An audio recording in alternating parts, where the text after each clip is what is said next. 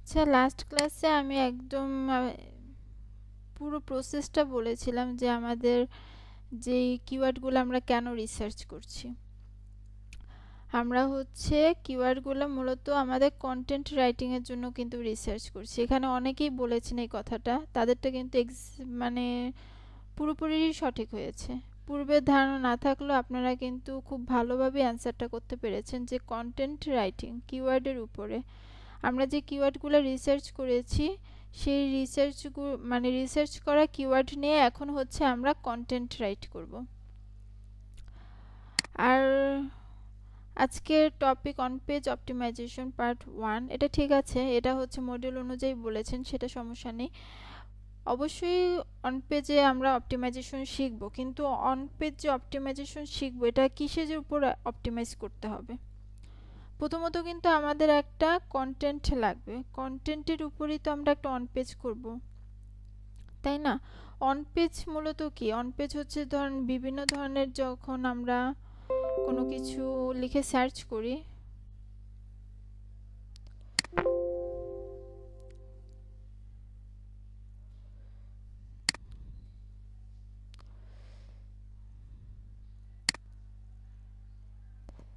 সেখানে অপশনগুলো হয়ে আছে।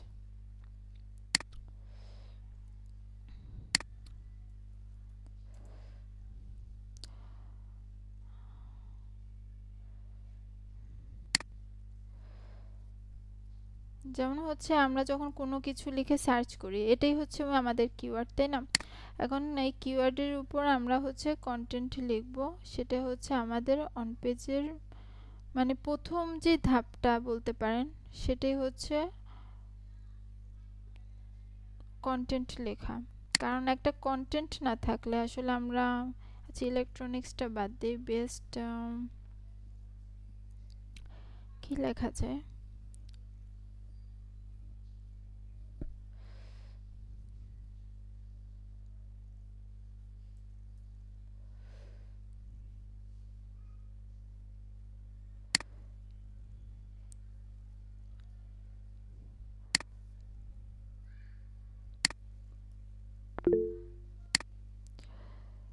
এই যে যখন আমরা একটা কিওয়ার্ড লিখে সার্চ করলাম, তখন কিন্তু আমাদের সামনে অনেক কন্টেন্ট চলে এসেছে। এখানে যদি আমরা একটাতে ক্লিক করি,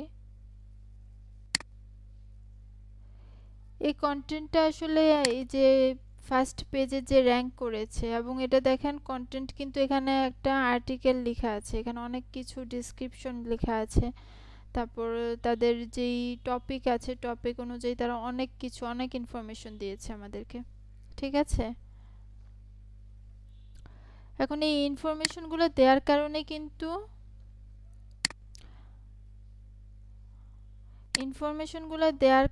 এগুলা টপে আসতে পেরেছে, ঠিক আছে? বেস্ট টেকনোলজি, আচ্ছা অনেকে অনেক সাজেশন করেছিলেন, ঠিক আছে। লুৎফুর মাহিউদ্দিন, আপনি কি কিছু বলতে চাচ্ছেন?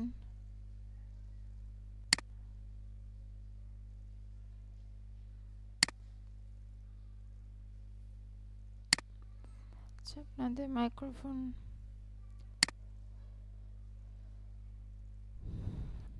হ্যাঁ, আমি একটু বলতে চাচ্ছিলাম, সেটা হচ্ছে যে আপনার আমরা যে মানে যে কোনো একটা নিশের ব্যাপারে, ধরেন আমি ট্রাভেলিং এর ব্যাপারে আমি একটা সাইট খুলবো।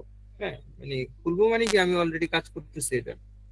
তো এখন আমি কিওয়ার্ড রিসার্চ দিয়ে আমি দেখলাম যে ওয়ার্ল্ডের বিখ্যাত সাইটগুলো ওরা প্রথম দিকে নিয়ে আসছে, বাট গুগলের কথা বলতেছি আমি, বাট পরবর্তীতে ওরা অ্যালফাবেটিক্যালি যেগুলো বেস্ট সাইট সেভাবে দিয়েছে আর কি। তখন আমার কাছে মনে হলো যে অ্যালফাবেটিক্যালি যদি আমি চুজ করি, তাহলে মনে হয় আমার এটা আগে আসতে পারে এসইও। এটা হচ্ছে একটা কথা। দুই নম্বর কথা হচ্ছে যে ওইটার ওই যে আমার যে হেডলাইনটা থাকবে, মানে টাইটেলটা থাকবে, ওই টাইটেলের উপর বেস করে আমাকে কন্টেন্ট লিখতে হবে। টাইটেলের বাইরে গিয়ে তো আমি কন্টেন্ট লিখতে পারবো না, মানে আমার কাছে এটা মনে হচ্ছে, দ্যাট ইজ মাই ওপিনিয়ন। এখন আপনার কোশ্চেনটা কি? আমার কোশ্চেনটা হচ্ছে যে আমি যে কিওয়ার্ড রিসার্চ করে একটা টাইটেল আমি নিব, সেই টাইটেলটা ইউনিক হইতে হবে, মানে ইউনিক হইতে হবে কিনা, মানে এটা টাইটেলের সাথে কোনো কিছু মিলবে না, অন্য অন্য কোনো কিছু মিলবে না, বাট এমন একটা ওয়ার্ড থাকবে সেই টাইটেলে যে ওয়ার্ডটার কারণে আমার মানে আমার টপে চলে আসে, আমার মানে পসিবিলিটি আছে যে আমার সাইটটা টপে আসা, আমার হচ্ছে সেটা। এবং ওইটার অনুযায়ী, ওই থিম অনুযায়ী আমাকে কন্টেন্টটা বিল্ড আপ করতে হবে, কন্টেন্ট লেখা বা যেটি হোক। ওইটা হচ্ছে আমার প্রশ্ন আর কি। এটা ঠিক কিনা, মানে এই বিষয়টা ঠিক কিনা আমি জানতে চাচ্ছি আপনার কাছে। আচ্ছা, আমাদের যেই রিসার্চগুলো করব, অবশ্যই আমাদের ইউনিক কিছু আমরা নেওয়ার চেষ্টা করব, কিন্তু দেখা যাবে কি আপনি যত ইউনিক নিচ্ছেন ওই কিওয়ার্ডের উপর অলরেডি কেউ না কেউ কাজ করেছে, ঠিক আছে? আমাদের এখন মেন ফোকাস হচ্ছে আমার মানে আমরা যে কিওয়ার্ডগুলো নিচ্ছি সেগুলোতে আমাদের একটা ভালো কন্টেন্ট তৈরি করা, এবং কন্টেন্টটা যেন অন্যরা যারা কাজ করেছে তাদের থেকে আমাদেরটা বেটার হয়। বেটার হলেই আসলে গুগলে তাদের চাইতে আগে আমরা র্যাঙ্কটা পাবো। র্যাঙ্ক আসলে অ্যালফাবেটিক্যালি হয় না, তাদের ইন্টারনাল কিছু আছে, সেটা মেনটেন করে আসলে র্যাঙ্কিংটা হয়, ঠিক আছে? অ্যালফাবেটিক্যালি কেউ আপনাকে র্যাঙ্ক দিবে না, মানে না গুগল ম্যাডাম, আপনাকে এটার দিবে না। এটা না না এটার সাথে কি আপনার ডোমেন হোস্টিং এর কোনো, যেমন আমি এখন মানে ধরেন আমি যে সাইটটা করব, আমি কি ব্লগ পোস্ট আরে ব্লগার, আরে কি ব্লগ স্পট না ব্লগার আছে একটা, ওখানে গিয়ে নাকি ওয়ার্ডপ্রেসে গিয়ে করব নাকি গুগল সাইটে গিয়ে করব? আবার ডোমেইন হোস্টিং যে আমি করব সেটা কিভাবে করব, মানে এটার সাথে তো ডোমেইন ডোমেইন হোস্টিং এরও একটা ফ্যাক্টর জড়িত কিনা, মানে আমি এখন আমার কাছে এটা মনে হচ্ছে আর কি। আমি কয়েকটা মোটামুটি রিসার্চ করে যেটা বুঝলাম যে ডোমেন হোস্টিং এর উপরও এটা ডিপেন্ড করে সাইটটার, মানে র্যাঙ্কের ব্যাপারটা হ্যাঁ। অবশ্যই আপনার একটা পুরনো মানে তাহলে তাহলে আমাকে এখন আপনি সাজেশন দেন যে আমি এখন ধরেন আমি গুগল সাইটে তো আমার একটা বিশাল সাইট আছে, অনেকদিন ধরে এটা পড়ে আছে, এটাকে আমি ডোমেনে করিনি, হোস্টিং এ করিনি, কিন্তু এখন আমি আরো দুইটা সাইট ওপেন করতে চাচ্ছি গুগল। এখন সেটা কি আমি ওয়ার্ডপ্রেসে গিয়ে করব নাকি ব্লগ স্পটে গিয়ে করব? গুগল সাইটে ওগুলো তো আপনি ফ্রিতে করেছেন, তাই না? হ্যাঁ হ্যাঁ, এবং ওগুলো ওইটা তো গুগলের নামই আছে, হ্যাঁ, গুগলের না, ওগুলা কিন্তু আমি আমার নিজের ওগুলা নাম করতে চাচ্ছি, ওগুলো আমি জানি। আপনার নিজের নামে করতে গেলে অবশ্যই আপনাকে করতে হবে যে ডোমেন হোস্টিং করতে হবে। ডোমেন হোস্টিং করবেন। না সেক্ষেত্রে যে আমি আর না না ওয়ার্ডপ্রেসের সাইটটা একটা আচ্ছা, এখন ওয়ার্ডপ্রেস নাকি এখন ব্লগ না স্পট? আমি এখন ওয়ার্ডপ্রেসে আর মানে ওয়েবসাইটের কথা আমি আর বলতে চাচ্ছি না। প্রতি ক্লাসে আসলে সেম টপিক নিয়ে কথা বললে দেখা যাবে যে অনেক স্টুডেন্টই বিরক্ত বোধ করবে, ঠিক আছে? আপনার যদি কোশ্চেন থাকে কোনো, আমাকে হচ্ছে মেসেঞ্জারে নক করবেন, ঠিক আছে, এই রিলেটেড।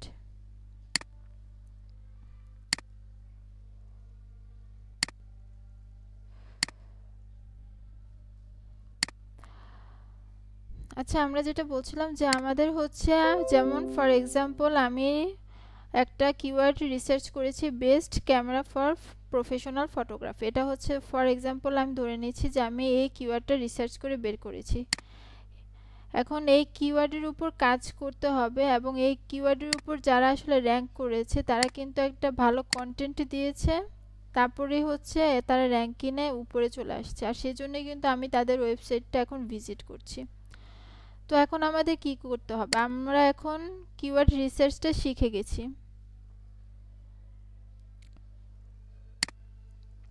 কিওয়ার্ড রিসার্চটা কিন্তু এখন আমরা শিখে গিয়েছি, তাই না? তো আমাদের নেক্সট যেই আমাদের কাজটা, সেই কাজটা কিন্তু কন্টেন্ট রাইটিং হবে, ঠিক আছে? তো এখন একটা সুন্দর কন্টেন্ট আমরা কিভাবে লিখব সেটাই মূলত আজকে আমি আলোচনা করব। আর যদি সেটা শেষে টাইম পাওয়া যায় তাহলে হচ্ছে অন পেজ এসইওর কিছুটা অংশ হয়তো দেখাতে পারবো, যদি টাইম পাওয়া যায়। এখন আমি কন্টেন্ট রাইটিং, একটা সুন্দর কন্টেন্ট আমরা কিভাবে লিখতে পারি সেই জিনিসটা হচ্ছে আমরা ডিটেলসে দেখব।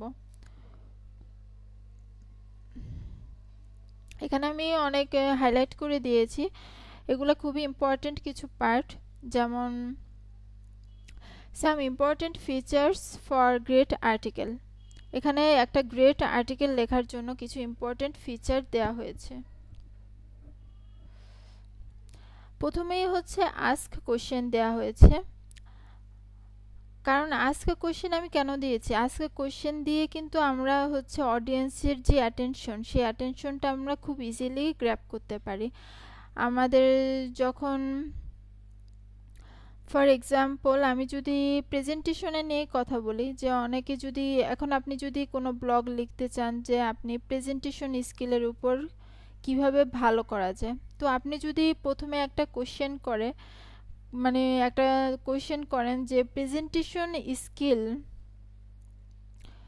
প্রেজেন্টেশনের প্রতি ভয় আপনার কেন কাজ করে, এরকম যদি একটা কোশ্চেন দিয়ে আপনি শুরু করেন তাহলে কিন্তু আপনার মানে যারা এই ভয়টা ফেস করে, এই ভয়টা যাদের মধ্যে আছে তারা কিন্তু মানে খুব ইজিলি তাদের অ্যাটেনশনটা আপনি নিয়ে নিতে পারছেন।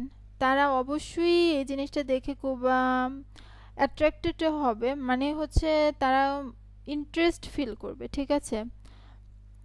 তারা আপনার কন্টেন্ট যেটা আছে তার মানে তারা একটা প্রবলেম ফেস করছে, আপনি হচ্ছে তার সলিউশন নিয়ে কিছু একটা ডিসকাস করবেন, সেজন্যই মূলত সে ইন্টারেস্ট ফিল করবে।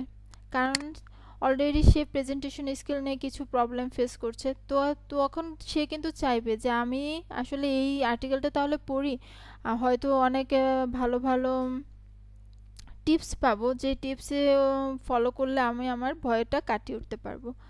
তো সেজন্য আসলে আজকে কোশ্চেন মানে কোশ্চেন দিয়ে আমাদের যে অডিয়েন্স আছে সেই অডিয়েন্সের অ্যাটেনশনটা আমরা পেতে পারি। সেজন্য চেষ্টা করব যে আমাদের যেই অডিয়েন্স মানে এটা আছে আর্টিকেলটা, সেই আর্টিকেলের শুরুতে বা মানে শুরুর দিকেই, একদম প্রথম লাইনে না হলেও শুরুর দিকেই একটা কোশ্চেনের মাধ্যমে আমরা শুরু করব। এটা হচ্ছে বেস্ট প্র্যাকটিস। আপনি আবার এমন না যে আপনাকে প্রশ্নটা করতেই হবে, ঠিক আছে। এটা হচ্ছে বেস্ট প্র্যাকটিস।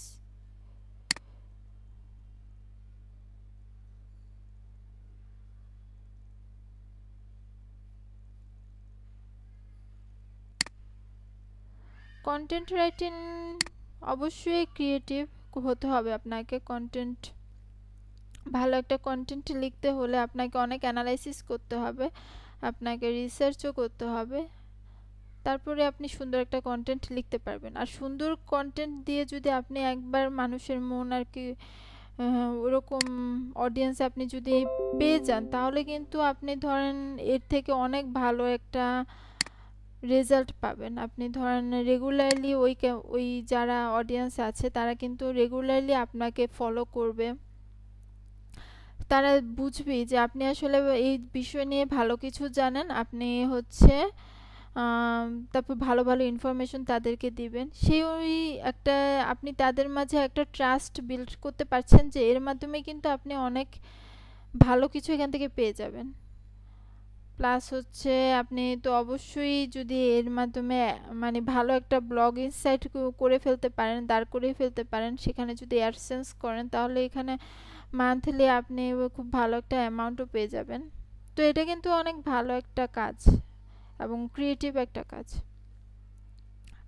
আর ক্রিয়েটিভ হতে হলে আপনাকে রিসার্চ করতে হবে। ক্রিয়েটিভিটি কিন্তু আপনার নিজে নিজে চলে আসে না, এটা হচ্ছে বাই ডিফল্ট যাদের আসে তাদের হতে পারে তারা এক্সেপশনাল কেউ, বাট আসলে এক্সেপশনাল যারা আছে তারা এক্সাম্পলের মধ্যে পড়ে না। তো মানে আপনাকে একটা ভালো কিছু একটা কিছুতে করতে হলে আপনাকে ওটা নিয়ে ভালো রিসার্চ করতে হবে, সেই বিষয়ে যারা অলরেডি কিছু করছে তাদেরকে অ্যানালাইসিস করতে হবে।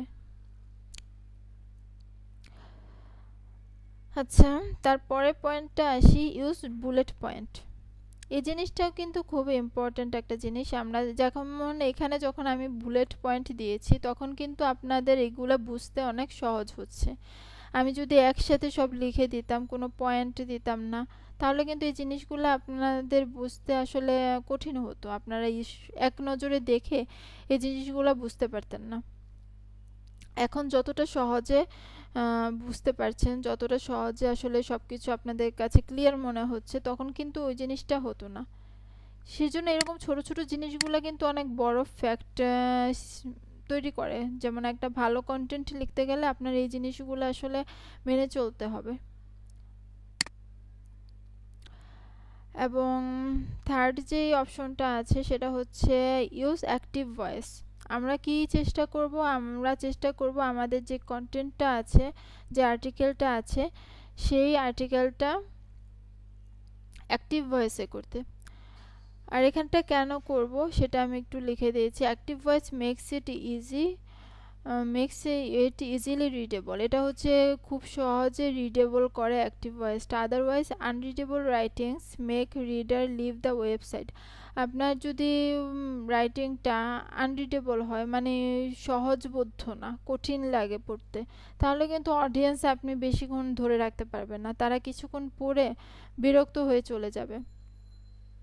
আর যখন গুগল দেখবে যে আপনার হচ্ছে অডিয়েন্সরা আপনার, গুগল হয়তো র্যাঙ্ক দিয়ে দিল, ঠিক আছে, গুগল হয়তো র্যাঙ্ক দিয়ে দিল, কিন্তু যখন দেখছে গুগল আপনার অডিয়েন্সরা আপনার ওয়েবসাইটে ক্লিক করে ঢুকছে ঠিকই, কিন্তু বেশিক্ষণ স্টে করছে না, সে বেরিয়ে আসছে অন্য কোনো ওয়েবসাইটে আবার ভিজিট করছে, তখন কিন্তু এগুলো কিন্তু গুগল বুঝতে পারে, ঠিক আছে।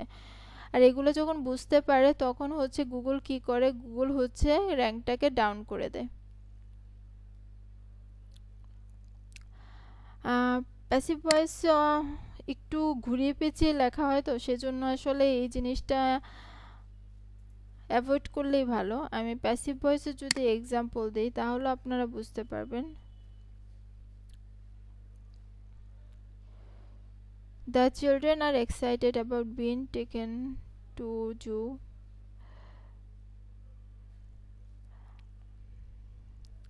মানে এটা হচ্ছে সাবজেক্টটাকে অবজেক্ট বানিয়ে দেয়, অবজেক্টটাকে সাবজেক্ট বানিয়ে দেয়, একটু পেঁচিয়ে লেখা হয়। তো আমাদের কি করতে হয়, আমাদের এটা এইসব লেখাগুলো যখন আমরা পড়ি তখন আমাদেরকে আর উল্টাভাবে চিন্তা করতে হয় যে আসলে এটা কি লিখেছে। তো প্রত্যেক এক একবার এক এক সেন্টেন্স আপনি হয়তো এই প্যাটার্ন ফলো করতে পারেন, কিন্তু সব সেন্টেন্স যদি আপনি প্যাসিভ দিয়ে দেন তাহলে কিন্তু এই জিনিসটা খুবই বিরক্তকর হবে, এবং অবশ্যই আপনি ধরে রাখতে পারেন 100% আপনার অডিয়েন্স এখানে থাকবে না। সেজন্য চেষ্টা করবেন সবসময় অ্যাক্টিভ ভয়েসে ইউজ করতে। যদি কখনো প্রয়োজন হয় বা মনে হয় যে এখানে আসলে প্যাসিভটা দিলে সুন্দর হবে, সেক্ষেত্রে এক একবার বা কয়েকবার আপনি ইউজ করতে পারেন, বাট সবসময়ই চেষ্টা করবেন যে অ্যাক্টিভ ভয়েসটা আমরা ইউজ করব, ঠিক আছে। এখানে আরেকটা কথা লিখেছি, এলিমিনেট উইজেল ওয়ার্ড। এটি হচ্ছে উইজেল ওয়ার্ড মূলত হচ্ছে এমন সব ওয়ার্ড যে ওয়ার্ডগুলো হচ্ছে মূলত আপনার যে ফোকাস আছে সে ফোকাসকে উইক করে দেয়, ঠিক আছে। সেজন্য আমরা চেষ্টা করব যে এই ওয়ার্ডগুলা ইউজ না করতে। এই জিনিসগুলো যেগুলোই বলছে এগুলো হচ্ছে বেস্ট প্র্যাকটিস, কিন্তু এগুলো আপনি কখনোই করতে পারবেন না, এই ধরনের কোনো কিন্তু নেই, ঠিক আছে। বাধা ধরা এটা নিয়ম না। যদি আপনার মনে হয় যে কখনো এই জেনারেলি শব্দটা দিলে আপনার এটা ভালো শোনাচ্ছে বা আপনার সেন্টেন্সটা আরও সুন্দর হচ্ছে, সেক্ষেত্রে আপনি দিতে পারেন। তবে একদম আর্টিকেলের প্রথম দিকে এই জিনিসগুলো আসলে অ্যাভয়েড করার চেষ্টা করবেন। বেশিরভাগ ক্ষেত্রে যেটা আমি মনে করি যে প্রথম দিকে এইসব ওয়ার্ডগুলো আসলে আর্টিকেলের যে মূল ফোকাস আছে সেই ফোকাসটাকে আসলে ক্লিয়ার করে দেয়, ক্লিয়ার করতে দেয় না, এটা হচ্ছে একদম ধোঁয়াশা টাইপ জিনিস করে দেয়। সেজন্য এই জিনিসটা ফলো করবেন একটু। এবং ইউজ আই উই, মানে এখানেও বলা হচ্ছে যে আমি, আমরা, এই জিনিসগুলো আসলে আমরা ইউজ করব।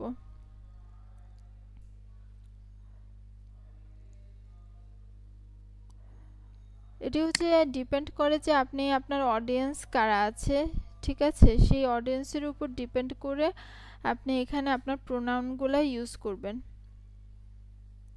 যদি কখনো মনে হয় যে আই থেকে উইটা লিখলে এখানে অডিয়েন্স ভালো মনে করবে, যেমন সবসময় যে কিন্তু এরকম শুনলে ভালো লাগে না, যেমন আমি এটা করব, আমি ওইটা করেছি, তারপরে আমি এই জিনিসটা ফলো করেছি, এই জিনিসটা আমি ফলো করলে এমন আর কি ভালো আউটপুট পেয়েছি বা পাবো। আসলে সব কিছুর মধ্যে যদি আমি দিই তাহলে কিন্তু অডিয়েন্স নিজেকে এখানে খুঁজে পাবে না, অডিয়েন্স ভাববে যে সব কিছু আই দিয়ে লিখছে, সব কিছু তার কথাই লিখছে। যদি সেক্ষেত্রে আমরা উই লিখি ক্ষেত্র বিশেষে, তখন কিন্তু অডিয়েন্স ওই উই মধ্যে আমাদের মানে তাদেরকেও খুঁজে পাচ্ছে, ঠিক আছে? উই মধ্যে আমরা চলে আসছি। সেজন্য আসলে আমরা কি চেষ্টা করব, আমরা সবসময় চেষ্টা করব যে আই ইউজ করব, ঠিক আছে, তবে ক্ষেত্র বিশেষে আমরা উই শব্দটা ইউজ করতে চেষ্টা করব। যেমন আমি কিন্তু এখন কথা বলার সময় অনেক সময় বলছি যে আমরা চেষ্টা করব, এখানে কিন্তু যখন আমরা বলছি তখন কিন্তু এই জিনিসটার মধ্যে আপনারা সবাই চলে আসছেন। কিন্তু যখন আমি বলি যে শুধু আমি এটা করব, আমি ওইটা করব, তখন কিন্তু আসলে আপনি নিজেকে এর মধ্যে খুঁজে পাবেন না। যখন আসলে নিজেকে খুঁজে না পাবেন তখন কিন্তু একটা পর্যায়ে এসে দেখা যাবে যে আসলে আপনি এটার মধ্যে আর ইন্টারেস্ট ফিল করছেন না, ঠিক আছে? সেজন্য এই জিনিসটা খেয়াল করবেন। আর যদি আপনারা কখন বাংলা লিখতে চান, বাংলা আর্টিকেল, বাংলা আর্টিকেলে কিন্তু আপনি আপনার অডিয়েন্স বুঝে তুমি আপনি লিখতে পারেন, ঠিক আছে? যেমন হচ্ছে অনেকেই এডুকেশনাল ওয়েবসাইটে দেখবেন বেশিরভাগ ক্ষেত্রে স্কুল কলেজের যদি তারা পড়াশোনা মানে এডুকেশনাল জিনিসগুলা তারা শেখায়, তখন দেখবেন যে ওইখানে অনেক ক্ষেত্রে তুমি বলে সম্বোধন করা হয়, তুমি। কারণ হচ্ছে তারা তাদের টার্গেট যে অডিয়েন্স আছে সেটা হচ্ছে স্কুল কলেজের বাচ্চাদেরকে টার্গেট করে রাখছে। সেজন্য যখন এই কথাগুলো বলে আপনি না বলে তুমি বলে। আর এই তুমি বলাটাতে কিন্তু তখন বেশি একটা মানে কি বলবো যে তুমি কথাটার মধ্যে তখন আসলে খুব সুন্দর একটা চলে আসে। বাচ্চারা যখন এটা পড়বে যে তুমি করে লিখছে তখন কিন্তু তারা এর মধ্যে বেশি এঙ্গেজমেন্ট একটা পাবে, ঠিক আছে? আপনি বললে এটাতে হয়তো এঙ্গেজমেন্টটা তারা কম ফিল করতে পারে। সেজন্য আপনাকে কি করতে হবে, আপনাকে কি চিন্তা করতে হবে যে আপনার অডিয়েন্স মেনলি কারা, ঠিক আছে? তো মেনলি যারা অডিয়েন্স সেই অডিয়েন্সের উপর ডিপেন্ড করে আপনি এই প্রোনাউনগুলো ইউজ করতে পারেন। আর অবশ্যই আমাদের এই জিনিসটা নিজেদের আসলে ব্রেন স্টর্ম করে বুঝতে হবে যে আসলে কোন সময় কোন জিনিসটা বলা উচিত। কারণ সব সময় আবার কিন্তু সব কিছু খাটে না, ঠিক আছে? এই জিনিসটা আসলে আপনাদের খেয়াল রাখতে হবে। তারপর হচ্ছে ইউজ এক্সাম্পলস। আমরা হচ্ছি মাঝে মাঝে আমাদের যে কথা বলবো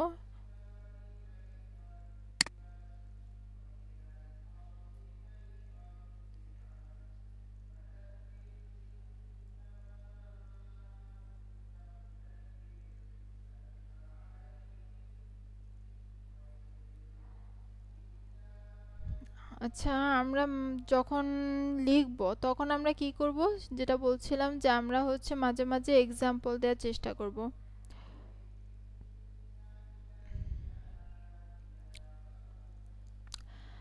যেমন হচ্ছে আমি কিন্তু আপনাদের সাথে যখন কথা বলি কোনো কিছু বোঝাতে চেষ্টা করি তখন কিন্তু আমি অনেক এক্সাম্পল ইউজ করি। আর এক্সাম্পল ইউজ করলে কি হয়, ব্যাপারটা হচ্ছে অনেক ক্লিয়ার হয়ে যায়।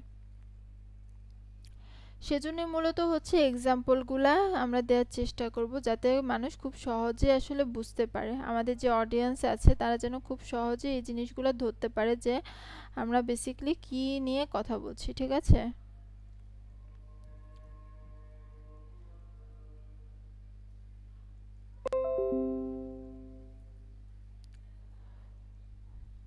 আর বুলেট পয়েন্টের যে এটা আছে, বুলেট পয়েন্ট হচ্ছে আপনি যখন যদি গুগল ডক ফাইল ইউজ করেন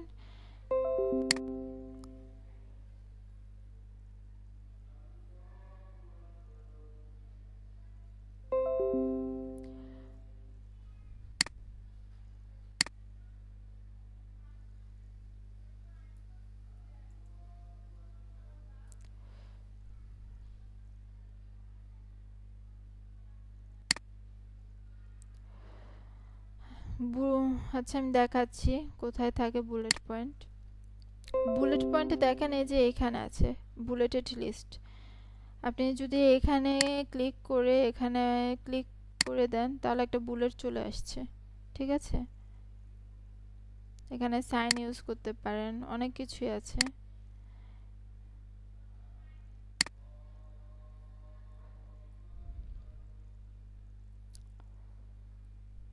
তাও নাম্বারও ইউজ করতে পারেন, মানে এখানে সিস্টেম আছে। আমি জাস্ট বুলেটের কথা বলেছি কারণ বুলেটটা আমি পার্সোনালি বেশি প্রেফার করি। আর হচ্ছে আরেকটা কোশ্চেন কি দেখলাম, আমরা কি এটা দিয়ে ফেসবুক অ্যাডস কপি রাইটিংটা শিখব? আসলে ফেসবুক অ্যাডস কপি রাইটিংটা আইডিয়া সেম বলতে পারেন, ঠিক আছে? আপনারা এটা পারলে ওটাও আপনাদের জন্য ইজি হয়ে যাবে।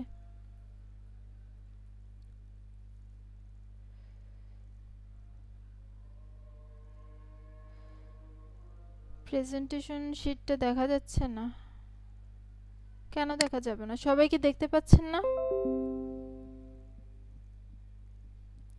আমার এই কন্টেন্ট রাইটিং এর যেটা আমি দেখাচ্ছি, যেটা দিয়ে পড়াচ্ছি, সেটা কি সবাই দেখতে পাচ্ছেন?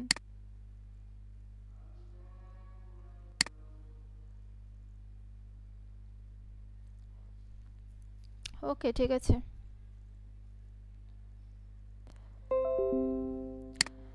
তারপর হচ্ছে আমাদের নেক্সট কি অপশন আছে, ইউজ শর্ট সেন্টেন্স। আমরা কি করব, আমরা চেষ্টা করব আমাদের সেন্টেন্সগুলো যেন মানে শর্ট হয়, ছোট ছোট হয়।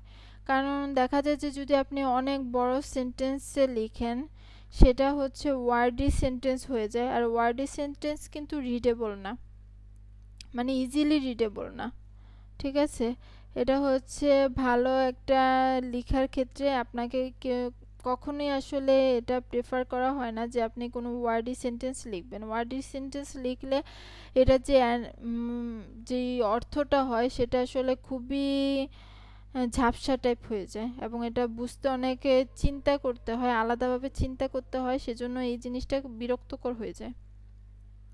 সেজন্য আমরা চেষ্টা করব আমাদের সেন্টেন্সগুলো যথাসম্ভব 1 কি 2 লাইনের বেশি যেন না হয়, ঠিক আছে? 3 4 5 লাইন ধরে যদি আমি একটা সেন্টেন্স লিখি, সেই জিনিসগুলো আসলে কখনোই ইউজার ফ্রেন্ডলি না। আর ইউজাররা যখন ওরকম সেন্টেন্স দেখবে, তারা কিছুক্ষণ পরে আসলে ইন্টারেস্ট হারিয়ে তারপর দেখবেন যে ওয়েবসাইটে আর পড়বে না, সে চলে যাবে। Use graphics. গ্রাফিক্সের মধ্যে আমাদের কি আছে, ইমেজ, ভিডিও, ডায়াগ্রাম বা চার্ট। এখন গ্রাফিক্স আমরা কেন ইউজ করব? ধরেন একটা আমি যে এক্সাম্পলটা ওখানে বের করেছিলাম, এখানে কিন্তু গ্রাফিক্স বলতে এখানে কিন্তু অনেকগুলা ইমেজে তারা দিয়েছে। আর ইমেজগুলো দেওয়ার ফলে কি হয়, আমরা যখন অল্প কিছু পড়ি, তারপরে আমাদের সামনে যখন একটা ইমেজ আসে, তখন কিন্তু এই জিনিসগুলো আমাদের আসলে অ্যাজ এ রিডার এটা হচ্ছে ইউজার ফ্রেন্ডলি হয়। আমরা ওটা সম্পর্কে কিছুটা ইমেজের মাধ্যমে আইডিয়া পাচ্ছি, প্লাস একটু পড়ছি। আমাদের এই জিনিসগুলো কিন্তু ইজিলি রিডেবল হয়, ঠিক আছে? আদারওয়াইজ কিন্তু শুধু যদি পড়া আর পড়া, বিরাট এক আর্টিকেল হয়, শুধু লেখা আর লেখা, তাহলে কিন্তু আমরা কিছুক্ষণ পড়ে তারপর আমাদের ইন্টারেস্টটা দেখবেন যে চলে গেছে। এখানে যদি অনেকগুলো ক্যামেরার ছবি না থাকতো, আমাদের ইন্টারেস্টটা ওইভাবে গ্রো করতো না। সেজন্য আমরা চেষ্টা করব আমাদের যে কন্টেন্টটা আছে সেই কন্টেন্টে সুন্দর সুন্দর ইমেজ, মানে রিলেটেড, আবার আনরিলেটেড কোনো ইমেজ আমরা দিয়ে শুধু শুধু করে দিব না। সেটাও কিন্তু একটা আপনার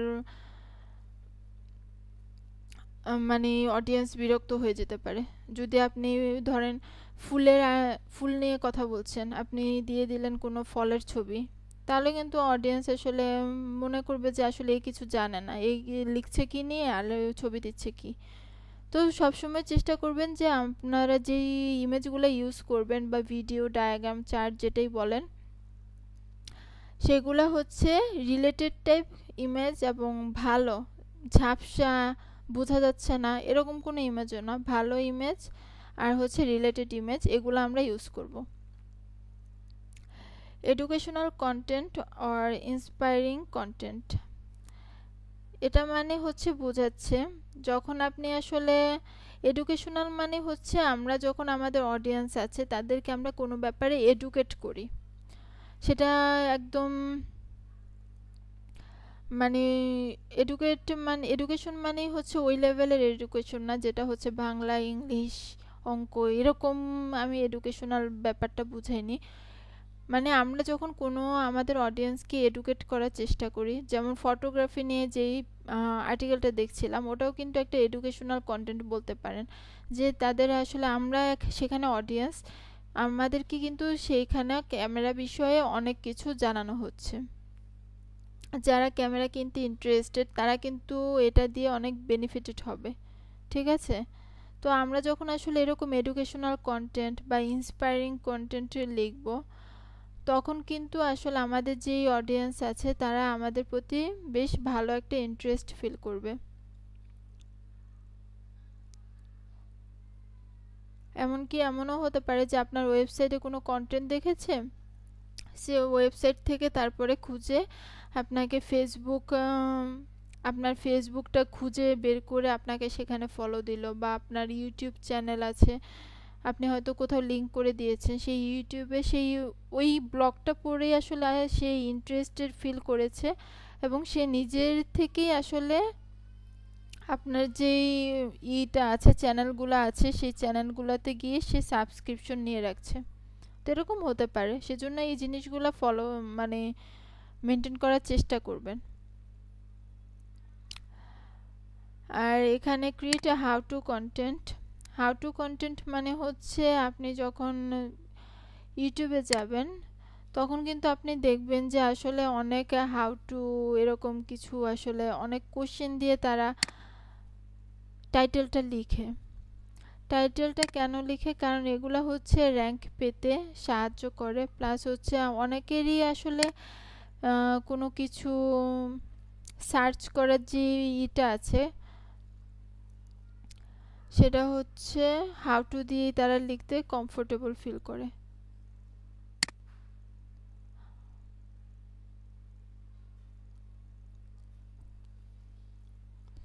যেমন কোনো কিছু লিখবে তারপর ওই সামনে হাউ টু লিখে দিয়ে দেয়। তো এই যে এটা আছে, প্যাটার্নটা আছে,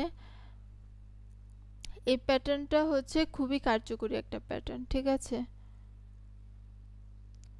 এখানে আপনার র্যাঙ্কিনে ভালো একটা র্যাঙ্কিনে আপনি চলে যেতে পারেন যদি আপনি হাউ টু দিয়ে কন্টেন্টটা লিখেন। প্লাস হচ্ছে অবশ্যই হাউ টু দিয়ে লিখবেন, ঠিক আছে, তবে এমন না যে এই হাউ টু দিয়ে যেটা লিখতে চাচ্ছেন সেটার কোনো আপনি কার্যকর কোনো অ্যান্সার দিচ্ছেন না, এরকম কিন্তু করবেন না। অবশ্যই আপনি যেই বিষয় নিয়ে কন্টেন্টটা লিখবেন সেটা ভালো একটা অ্যান্সার আপনি ওখানে দেওয়ার চেষ্টা করবেন।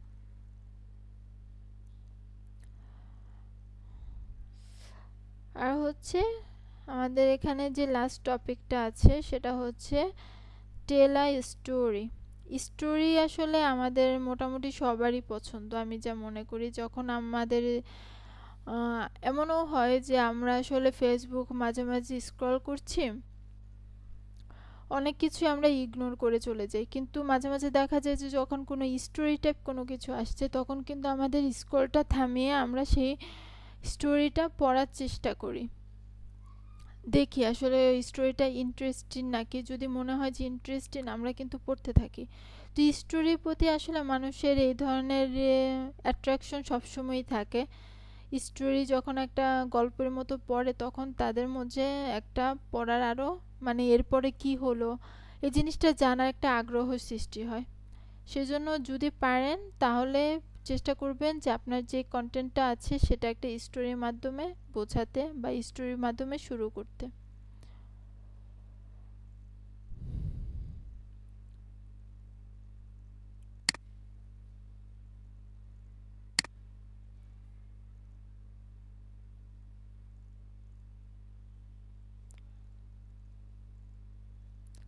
আচ্ছা, কারো কোনো কোশ্চেন আছে? বুঝতে পারছেন এ পর্যন্ত?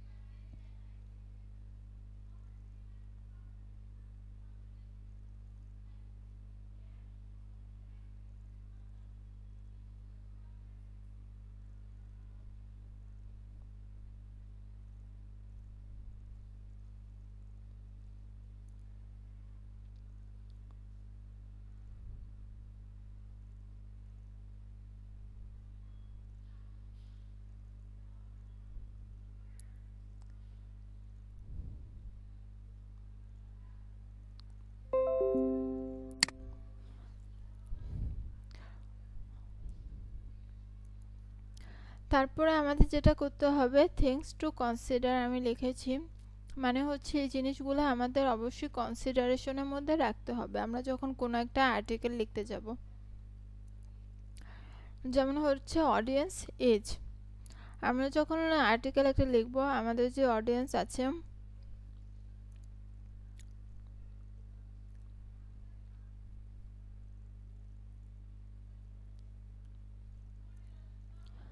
তাদের যে এজটা আছে সেটা হচ্ছে আমাদের অবশ্যই মাথায় রাখতে হবে।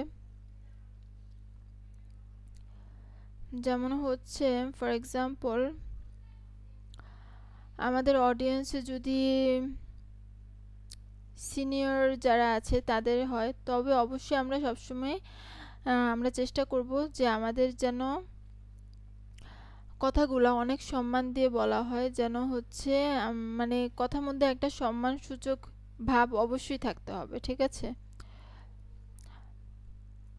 আবার যদি আমাদের অডিয়েন্স, যদি আমরা মনে করি যে আমাদের অডিয়েন্স হচ্ছে টিনেজাররা, টিনেজাররা কিন্তু টিনেজারদের ল্যাঙ্গুয়েজটা একটু স্টাইল অন্যরকম থাকে, সেক্ষেত্রে আমাদের ওই স্টাইলে যদি আমরা লিখতে পারি আমাদের কন্টেন্টটা, তাহলে কিন্তু তারা বেশি অ্যাট্রাক্টেড হবে। সেজন্য হচ্ছে আমাদের যে অডিয়েন্স আছে তাদের যে এজ আছে সেই এজটা আমাদের অবশ্যই খেয়াল রাখতে হবে, যে আমরা আসলে কাদের জন্য লিখছি, আমার মেন অডিয়েন্স কারা, তারা কী ধরনের ল্যাঙ্গুয়েজ প্রেফার করে শুনতে, সেই জিনিসগুলো আমাদের আসলে চিন্তার মধ্যে রাখতে হবে। জেন্ডারটাও অবশ্যই আমাদের মনে রাখতে হবে, যেমন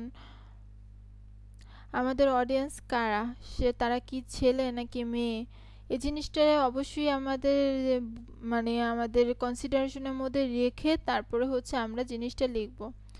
ফর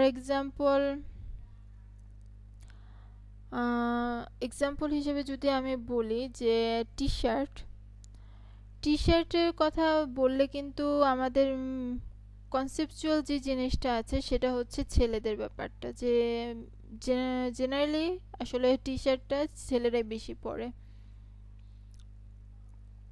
তো যখন আমরা ধরেন টি শার্ট নিয়ে কোনো কিছু লিখলাম, যেমন একটা ভালো টি শার্ট আমরা কিভাবে বুঝতে পারি, ভালো ম্যাটেরিয়াল, টি শার্টের ম্যাটেরিয়াল কোনগুলা, এরকম অনেক কিছু যদি আমরা এডুকেশনাল কোনো কিছু লিখতে চাই, তখন কিন্তু আসলে আমাদের ফার্স্ট অফ অল একটা যে ছেলে কিভাবে আসলে এই জিনিসগুলা বুঝবে, সেই জিনিসগুলা আসলে আমাদের মাথায় রেখে, প্লাসে ছেলেদের যেই জিনিসগুলা মানে মানে তাদের টি শার্টের যেই কাপড়গুলো আছে সেটা হচ্ছে ছেলেরাই বেশি ভালো জানে, তো ওইসব নিয়ে আসলে আমাদের কথাগুলো বলতে হবে। কারণ মেয়েদের যেগুলো টি শার্ট আছে সেগুলো কিন্তু ম্যাটেরিয়াল ডিফারেন্ট হয়, আর ছেলেদের যে টি শার্টের ম্যাটেরিয়াল সেটা কিন্তু ডিফারেন্ট হয়। তো আসলে এইসব জিনিসগুলো আমাদের কনসিডারেশনের মধ্যে রেখেই হচ্ছে আমাদের যেই জিনিসগুলা মানে যে কাজটা করব আমাদের সব কিছু ওই জিনিসগুলো আমাদের বুঝতে হবে আর কি। আমাদের যে অডিয়েন্স আছে তারা কোন এজের, কোন জেন্ডারের, আর লোকেশনটাও অবশ্যই খেয়াল রাখতে হবে, জিওগ্রাফিক্যাল একটা ব্যাপার অবশ্যই ম্যাটার করে। কারণ হচ্ছে যেমন বাংলাদেশেরই যদি ধরি, যদি আমেরিকা বা কানাডার কথা নাও বলি, বাংলাদেশেরই হচ্ছে গ্রামাঞ্চলে যে ধরনের আপনি কোনো কিছু বিক্রি করতে পারবেন, শহরে কিন্তু আসলে ওই সব কিছু আসলে বিক্রি করতে পারবেন না। যেমন গ্রামাঞ্চলের কাপড়ের যে মানটা আছে সেটা কিন্তু অনেক সময় দেখা যায় যে খুব ভালো মানের কাপড় ম্যাটেরিয়াল আসলে পাওয়া যায় না গ্রামের দিকে, বেসিক্যালি গ্রামের দিকে কথা বলছি। আর শহরে আসলে যদি ওই ম্যাটেরিয়ালগুলো বিক্রি করতে চান আপনি কিন্তু অডিয়েন্স পাবেন না, সেজন্য আসলে আমাদের লোকেশন, আমরা কোথায় আছি সেই জিনিসটাও আমাদের খেয়াল রাখতে হবে।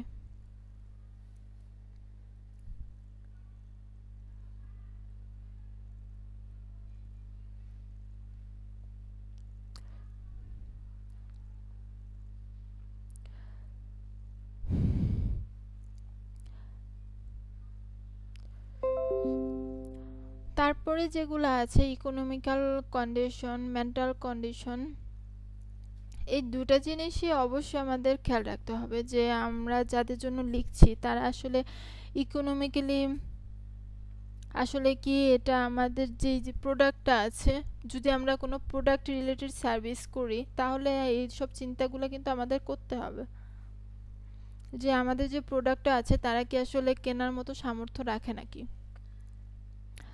যেমন অদির যে কারগুলো আছে, মার্সিডিজ বেঞ্জের যে কারগুলো আছে সেগুলো কিন্তু আসলে বাংলাদেশে যদি গ্রামে বিক্রি করতে চান, গ্রামাঞ্চলের দিকের কথাই বলছি, তো আপনারা কি আপনাদের কাস্টমার পাবেন? একজনও পাবেন?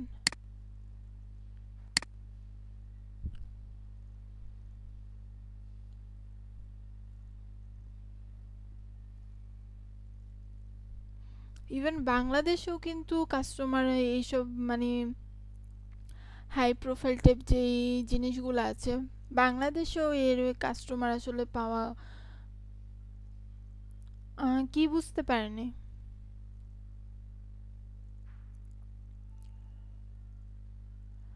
মানে একদম ভালো ভালো ব্র্যান্ডের যে জিনিসগুলো আছে সেই জিনিসগুলো আসলে বাংলাদেশে বিক্রি করতে চাইলেও আপনাকে আসলে ওই রকম কাস্টমার আপনি হয়তো জেনারেলি পাবেন না, ঠিক আছে?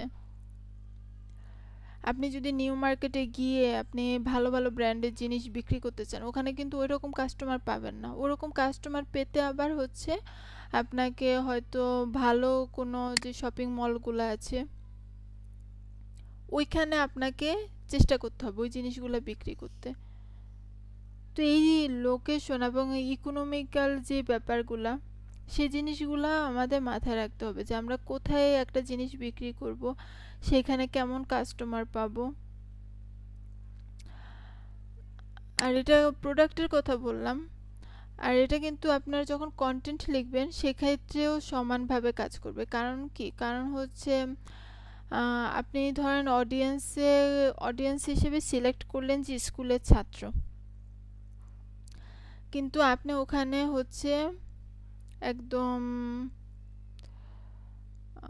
কি বলবো মানে ভালো ভালো যে ব্র্যান্ডের যেই ওয়াচগুলো আছে সেগুলো নিয়ে যদি আপনি আসলে কন্টেন্ট লিখেন তাহলে কিন্তু আসলে স্কুলের যেই ছাত্ররা আছে তারা কিন্তু আসলে এই ব্র্যান্ডের যে ব্যাপারগুলা মানে ঘড়িগুলো আছে সেগুলো কেনার প্রতি খুব একটা ইন্টারেস্ট থাকবে না। কারণ হচ্ছে তাদের আসলে তারা যেহেতু স্টুডেন্ট, ঠিক আছে, তারা কিন্তু মানে নিজেরা যেহেতু কেনার সামর্থ্য রাখে না সেহেতু তারা চেষ্টা করবে মানে তারা এইসবের দিকে বেশি একটা ঝুঁকে না। এইসবের দিকে কারা বেশিরভাগ ইউজ করে আসলে ব্র্যান্ডের যে ওয়াচগুলো আছে এগুলো বেশিরভাগ ক্ষেত্রে বলেন তো কারা করে ইউজ করে? ছেলেদের কথাই বলছি।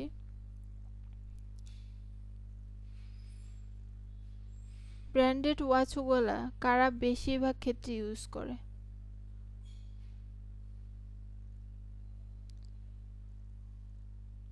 জাস্ট গেস হিসেবে বলেন যে গেস করে। ব্যবসায়ী, জব হোল্ডার, হ্যাঁ হতে পারে, ভালো জবে আছে, প্রফেশনাল যে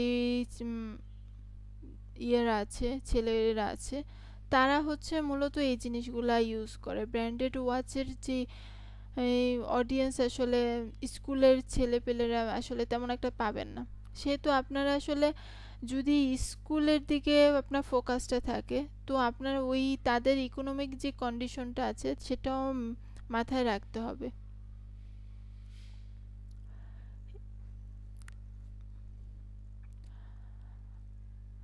আর মেন্টাল যে কন্ডিশন সেটাও ম্যাটার করে। কারণ হচ্ছে যদি এক্সাম্পল দিই আমি, যেমন এখনো বলতে পারেন যে এখনো অনেকে এলাকায় ভালো আসলে আবহাওয়াটা ভালো না, ঠিক আছে? তবে এটা মানা যায় যে এটা খুব একটা বেশি খারাপ না। তবে অনেক সময় যেমন লাস্ট ইয়ার সিলেটে হয়েছিল ভীষণ একরকম বন্যা হয়েছিল যেটা হচ্ছে খুবই মারাত্মক অবস্থায় গিয়েছিল। তো ওই সময় যদি আপনি ধরেন তাদের সামনে তাদেরকে অডিয়েন্স হিসেবে রেখে আপনি যদি কোনো কিছু এমন লিখেন, যেমন ভালো ভালো ওয়াচ নিয়ে কোনো লিখলেন, ব্র্যান্ডেড টি শার্ট নিয়ে, ব্র্যান্ডেড শার্ট নিয়ে, কোনো প্রোডাক্ট নিয়ে আপনি কন্টেন্ট লিখলেন, আসলে তারা কি আসলে তখন ইন্টারেস্ট ফিল করবে? তারা কিন্তু অলরেডি একটা দুর্যোগের সাথে মোকাবেলা করছে, ঠিক আছে? তো তারা কিন্তু আসলে তখন ইন্টারেস্ট ফিল করবে না, কারণ হচ্ছে তাদের মেন্টাল যে এখন অবস্থাটা আছে সেটা আসলে এইদিকে তাদের ফোকাস করার কোনো উপায়ই নেই, ঠিক আছে? কারণ তাদের এখন যে অবস্থাটা আছে সেটা হচ্ছে তারা অলরেডি একটা দুর্যোগের সাথে মোকাবেলা করছে, তারা মেন্টালি অনেক ডিস্টার্ব। সেহেতু এই জিনিসগুলো আসলে আমাদের মাথায় রাখতে হবে যে কখন আমরা কোন জিনিস নিয়ে আলোচনা করব, কখন কোন জিনিস কোথায় আমরা দিব, এই জিনিসগুলো খুবই ম্যাটার করে। আর ডিমান্ড তো অবশ্যই আছে, আমাদের অডিয়েন্সের যেই রকম ডিমান্ড আমাদের সেই যে রকম কন্টেন্টই বানাতে হবে।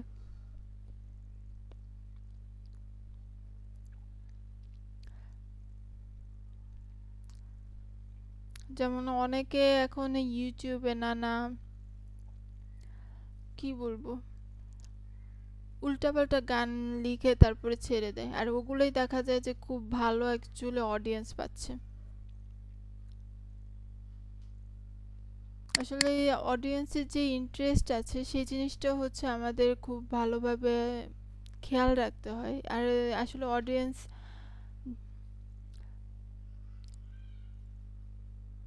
আচ্ছা এক মিনিট,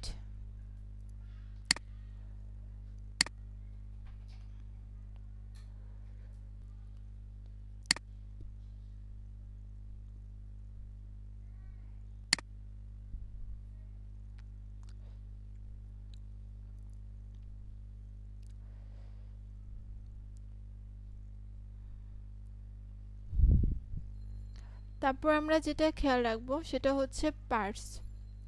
পার্টস মানে হচ্ছে আমরা আমাদের যেই কন্টেন্টটা লিখবো সেটাকে আমরা 3টা ভাগে ভাগ করতে পারি। এই ছোটবেলার মতোই, ছোটবেলায় আমরা যেরকম রচনা শিখেছিলাম অলমোস্ট ওই রকমই আপনারা চিন্তা করতে পারেন, যে আমরা ইন্ট্রোডাকশনে কিছুটা ইন্ট্রোডাকশন দেব, সেটা 10% হতে পারে। মাঝখানে একটু ডেসক্রিপশন দেব আমাদের যে কন্টেন্টটা আছে সেটা নিয়ে, মানে একটু ডিসক্রাইব করব, সেটা হচ্ছে 80% রাখবো। আর কনক্লুশন, একটা কনক্লুশনের মধ্যে ছোট একটু মানে শর্টলি আর কি বুঝিয়ে দিব যে আমাদের যে কন্টেন্ট আছে সেটা কি নিয়ে কথা বলেছি, সেটাই। ইম্পর্টেন্ট নোটস টু রিমেম্বার, এটা হচ্ছে একটা নোট, সেটা হচ্ছে আমাদের যে ফোকাস কিওয়ার্ড ডেন্সিটি, মানে ফোকাস কিওয়ার্ডের যে ঘনত্ব বলা যেতে পারে বাংলায় যদি বলি, আমাদের 5 টাইমস ফর 100,000 ওয়ার্ডস, মানে 1000 শব্দের যদি একটা আমরা আর্টিকেল লিখি, তার মধ্যে আমরা যে ফোকাস কিওয়ার্ডটা আমরা রিসার্চ করে বের করেছি সেটা 5 বার দিতে পারবো, ঠিক আছে? আমাদের 1000 ওয়ার্ডের একটা আর্টিকেলের মধ্যে। এগুলো কিভাবে দিব সেটা হচ্ছে অন পেজে ডিটেলস দেখাবো আমি।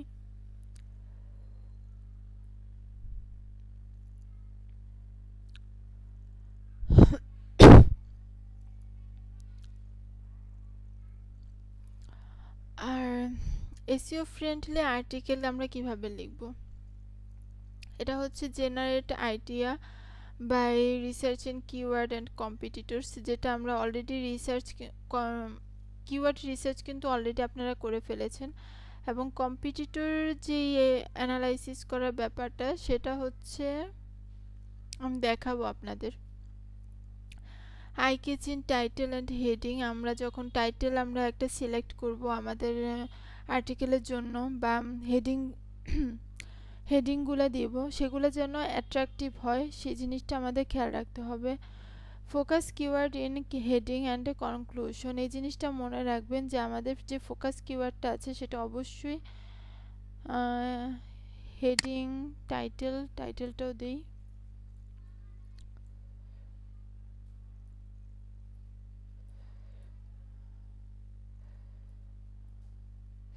টাইটেল, হেডিং, মানে টাইটেল এবং কনক্লুশনে অবশ্যই দিতে হবে, হেডিংয়ের মধ্যেও আমরা দেওয়ার চেষ্টা করব। ইউজ শর্ট প্যারাগ্রাফস, আমরা যে প্যারাগ্রাফগুলো লিখব সেটা আমরা চেষ্টা করব যে মোটামুটি শর্ট হতে, খুব শর্টও না, আবার যেন ওটা খুব লং হয়ে না যায়, ঠিক আছে। কল টু অ্যাকশন যেটা আমি দিয়েছি, এটা মানে হচ্ছে আমরা যখন বিভিন্ন রকম আর্টিকেলে লিখি যে to know more click here, এই জিনিসটা হচ্ছে কল টু অ্যাকশন বলে, ঠিক আছে। ক্লিক হেয়ার, তারপর অর্ডার নাও, এই জিনিসগুলো যেগুলো আছে সেগুলোই হচ্ছে কল টু অ্যাকশন। তো আপনারা যদি চান এরকম একটা দিতে পারেন যে টু নো মোর, এর বেশি কিছু জানতে আপনি এখানে ক্লিক করুন, এরকম কিছু আর কি। Use H2, H3, H4, H5 headings, এটা মানে কি এটা আপনারা একটু পরেই জানতে পারবেন।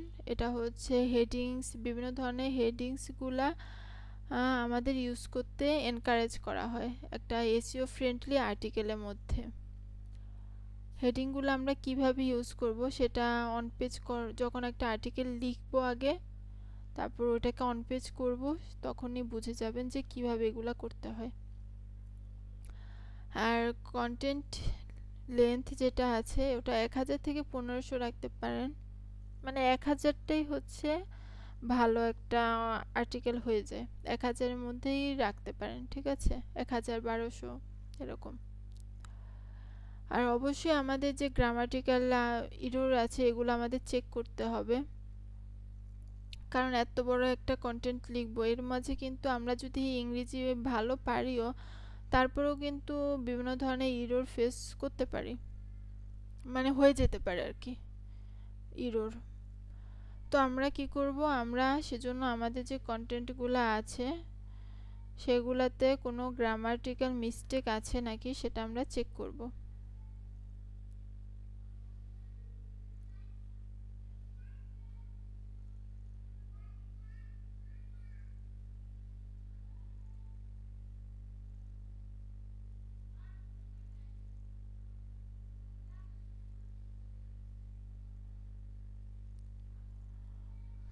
আচ্ছা, আর প্লাগারিজমটাও আমাদের চেক করতে হবে, ঠিক আছে। এই দিকগুলো চেক কিভাবে করব সেটাও আমি দেখাবো। এখন আমি আপনাদের থেকে শুনি যে আপনারা রিড মোর, হ্যাঁ এটাও একটা কল টু অ্যাকশন হতে পারে। আমি ফার্স্ট এত ওয়ার্ডে কন্টেন্ট লিখেছি প্রিভিয়াস টাইম, অনেক ইন্ডাস্ট্রি করতে হয়েছে, ইন্ডাস্ট্রি করতে হয়েছে মানে 8000 ওয়ার্ডের কন্টেন্ট লিখেছেন, এটা কিন্তু অতিরিক্ত বড় হয়ে গিয়েছে। এরকম কন্টেন্ট আসলে আপনি অডিয়েন্স কি পেয়েছিলেন? আপনি কি এটা কোনো ওয়েবসাইটের জন্য করেছিলেন?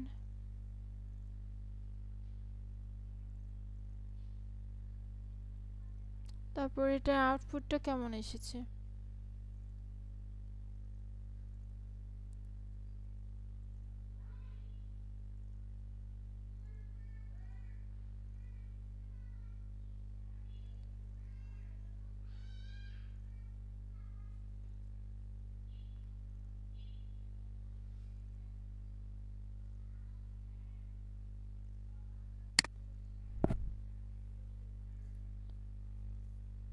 আট হাজার কিন্তু এটা খুবই বড়, মানে এত বড় কন্টেন্ট আসলে কে পাবলিশ করেছে?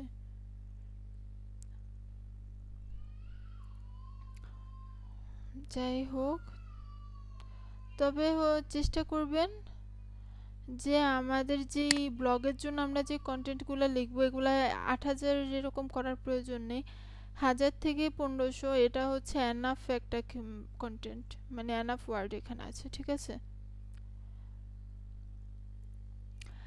আচ্ছা, সবাইকে এখন কন্টেন্ট লিখতে পারবেন? আমি যদি বলি যে আসলে কন্টেন্ট একটা লিখে দেন, সবাই পারবেন? আপনারা যেটা রিসার্চ করেছেন, আপনারা অনেকগুলা কিওয়ার্ড রিসার্চ করেছেন না, সেই কিওয়ার্ডগুলো নিয়ে যদি বলি যে কন্টেন্ট লিখেন, সবাই পারবেন সেটা?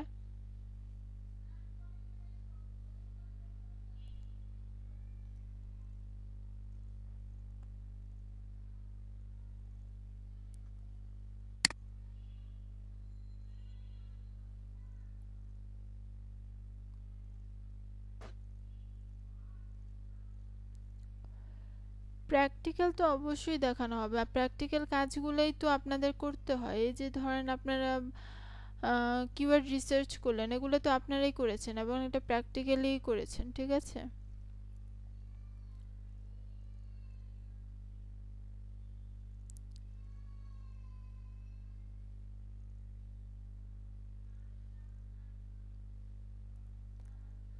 এআই দিয়ে অবশ্যই লেখা যাবে, এআই দিয়ে লেখার নিয়মটা আমি আজকে দেখাবো আপনাদের। আচ্ছা, আপনাদের কনফিডেন্স দেখে অনেক ভালো লাগলো যে আপনারা সবাই পারবেন। আসলে আপনারা কিন্তু পারবেন ইনশাল্লাহ, চেষ্টা করেন, খুব ভালো ভালো কন্টেন্ট লিখতে পারবেন। আর হচ্ছে আমি চ্যাটজিপিটি দিয়ে আমাদের যে কন্টেন্টগুলো লিখবো সেটা কিভাবে লিখবো সেজন্য একটা প্রম্পটসের এখানে লিখে রেখেছি। আসলে এগুলো ইউজ কিন্তু করার অনেক পদ্ধতি আছে, সঠিকভাবে এটা ইউজ করতে পারলে আসলে এগুলো অনেক ভালো হেল্প করে। আর এখানে কিছু টুলস দেওয়া আছে প্ল্যাগারিজম চেক করার জন্য। আচ্ছা, ওটা আমরা পরে দেখি, আগে হচ্ছে আমরা একটা কন্টেন্ট কিভাবে লিখব চ্যাটজিপিটি দিয়ে সেটা একটু আমরা দেখি। এখানে হচ্ছে প্রথমে আপনারা একটু এভাবে লিখে দিবেন, please create an SEO friendly article. এখানে আমি এক্সাম্পল হিসেবে এটা লিখেছি বিগিনার্স গাইড টু যোগা। এটা হচ্ছে ধরেন আমার যে কিওয়ার্ড আছে সেটা, ঠিক আছে? আমি এই কিওয়ার্ডের জন্য বলছি যে আমাকে একটা আর্টিকেল লিখে দাও যেটা হবে SEO friendly article with is sections on poses benefits and tips. এটা হচ্ছে আমি কিছু সেকশনস দিয়েছি যে এই সেকশনের জন্য আর্টিকেলটা লিখবে, পোজ কী ধরনের পোজ দিয়ে যোগা করা হয়, বেনিফিটস কী, টিপস কী, এগুলা। Include optimized and eye catching title, meta description and H2 headings. আমি H2 হেডিংগুলো ইউজ করতে বলেছি। ম্যাটার ডেসক্রিপশন দিতে বলেছি। ম্যাটার ডেসক্রিপশন হচ্ছে আমাদের টাইটেলের পরে যে ইন্ট্রোডাকশনটা থাকে সেটাকে মূলত ম্যাটার ডেসক্রিপশন বলে, ঠিক আছে? Make sure to right 5 headings. আমি বলেছি যে আমাদের অবশ্যই 5টা হেডিং দিতে হবে অ্যান্ড 5টা প্যারাগ্রাফ। ওই হেডিংয়ের জন্য প্যারাগ্রাফ 5টা দিতে হবে, এগুলো আমি বলে দিয়েছি। এবং make it less robotic, user friendly, human readable content with no grammatical error, মানে গ্রামাটিক্যাল এরর করতে পারবেন না এরকম কিছু। তো আমরা যদি চ্যাটজিপিটিতে যাই,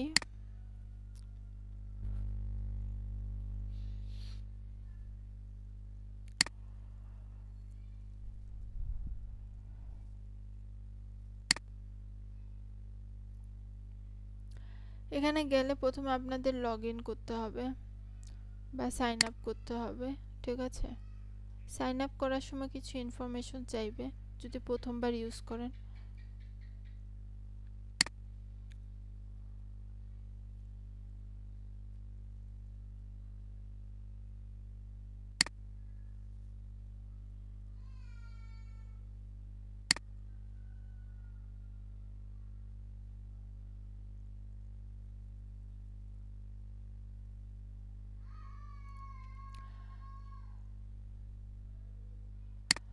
আমার এখানে আসলে করা আছে, মানে অ্যাকাউন্টটা ক্রিয়েট করা আছে দেখে আর বেশি কিছু ইনফরমেশন চায়নি, ঠিক আছে? তো আপনাদের কিন্তু কিছু ইনফরমেশন চাইবে, সেখানে ইনফরমেশনগুলো দিয়ে একটা অ্যাকাউন্ট ক্রিয়েট করে ফেলবেন। তারপর আমরা যদি এটা ক্লিক করি, মানে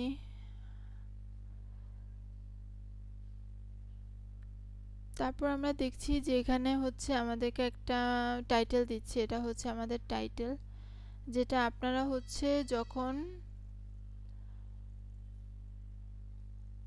এখানে কিন্তু ধরেন 1000 ওয়ার্ড হয়নি, এখানে 500 কি 500 এরকম হতে পারে একটা লিখেছে। এখন এটাকে এলাবোরেট আপনাদের নিজেদের করতে হবে, প্লাস হচ্ছে এগুলো কিন্তু সব আবার কপি পেস্ট করে দিতে পারবেন না।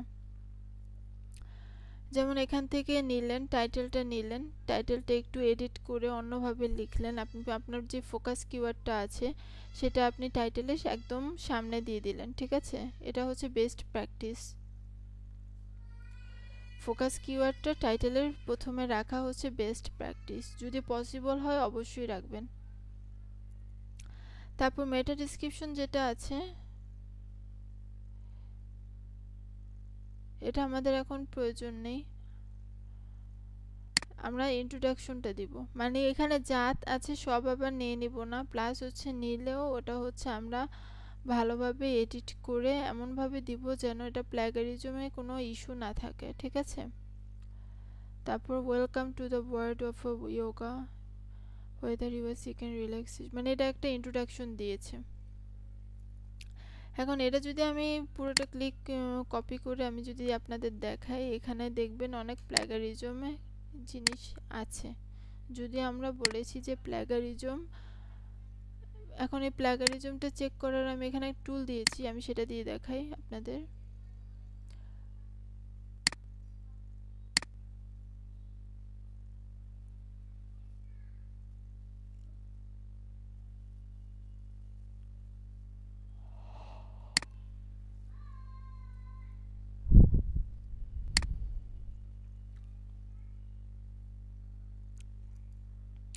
এইসব ওয়েবসাইটগুলো মাঝে মাঝে লোড নিতে অনেক টাইম নেয়।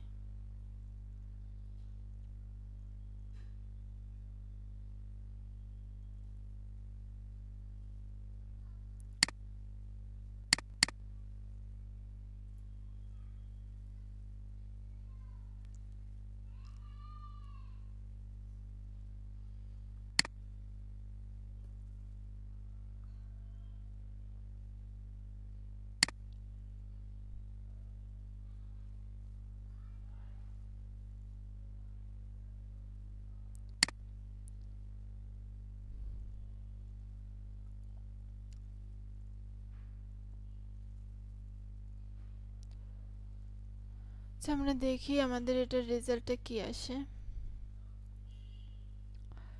যদি প্ল্যাগারিজম আসে সেটা তো অবশ্যই চেঞ্জ করতে হবে, না আসলেও কিন্তু চেঞ্জ করতে হবে। আমরা এইরকম কপি পেস্ট করে কখনোই দিব না, এগুলো আসলে বেস্ট প্র্যাকটিস না, কারণ হচ্ছে এটা হচ্ছে একটা টুল লিখে দিয়েছে, এগুলো কিন্তু হিউম্যানের যে টাচটা আছে সেই টাচটা এখানে অনেক সময় দেখবেন যে মিসিং। তো একটা হিউম্যান লিখলে যেভাবে সুন্দরভাবে লেখে গুছিয়ে, যেমন অনেক সময় দেখা যায় যে ইংলিশের বাংলা করা যায় বিভিন্ন টুল দিয়ে, কিন্তু বাংলা করা গেলেও আসলে ওই বাংলাগুলো আমরা পড়লেই বুঝি, আসলে সেগুলো আসলে হিউম্যান হিউম্যানরা কোনো মানে ন্যাচারালি কোনো হিউম্যান ল্যাঙ্গুয়েজ না, ওটা হচ্ছে কোনো টুল করে দিয়েছে, সেটা কিন্তু আমরা পড়লেই বুঝি, ঠিক আছে। তো এরকমই যে আমরা যখন এগুলা যখন আমরা একদম যদি কপি পেস্ট করে লিখে দিই, যদি কোনো গ্রামাটিক্যাল মিস্টেক না থাকে, প্ল্যাগারিজম এরর না থাকে, তাও কিন্তু আমাদের গুগল এটা হয়তো বুঝে ফেলবে যেটা হচ্ছে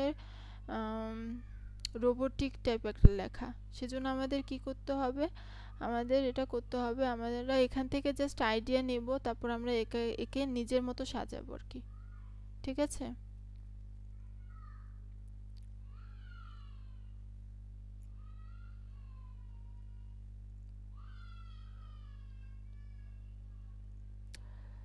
সেটা অনেক টাইম নিচ্ছে, হতে থাকুক।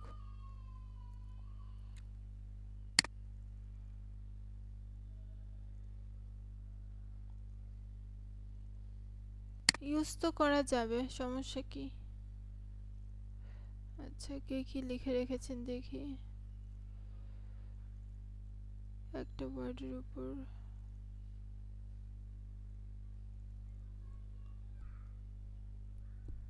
কিসের উপর আপনি লিখতে চাচ্ছেন কন্টেন্ট সেটা মেনশন করে দিবেন, আমি যেভাবে দেখালাম সেভাবে করবেন, ঠিক আছে।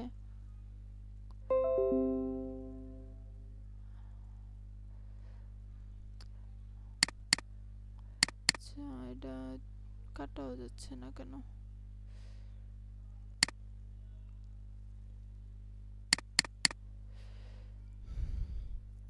যাই হোক এখানে হচ্ছে আপনারা দেখবেন যে এখানে আপনাদের একটা রেজাল্ট দিচ্ছে যে কত পার্সেন্ট প্ল্যাগারিজম আছে, কত পার্সেন্ট হচ্ছে প্ল্যাগারিজম নাই, এই যে একটা রেশিও আপনাদের দেখাবে, ঠিক আছে।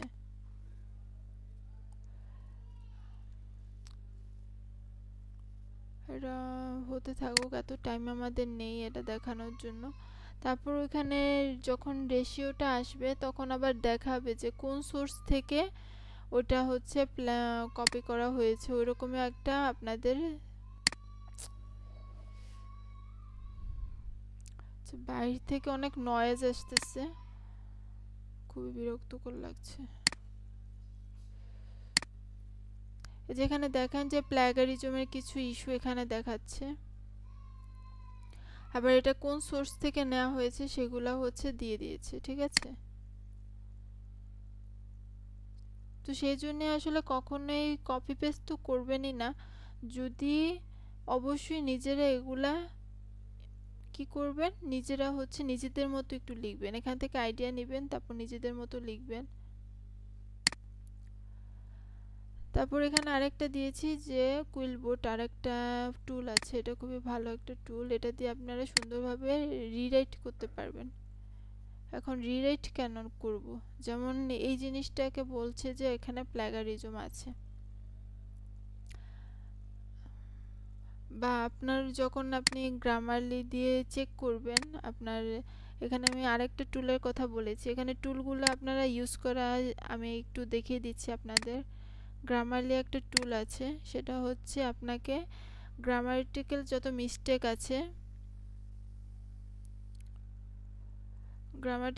মিস্টেক আছে, এগুলোটা হচ্ছে ধরিয়ে দেয়। মানে আপনারা যারা জানেন তারা তো ভালো যে জানেন, আর যারা জানেন না তাদের জন্যই আসলে সব কিছু আমি দেখিয়ে দিচ্ছি।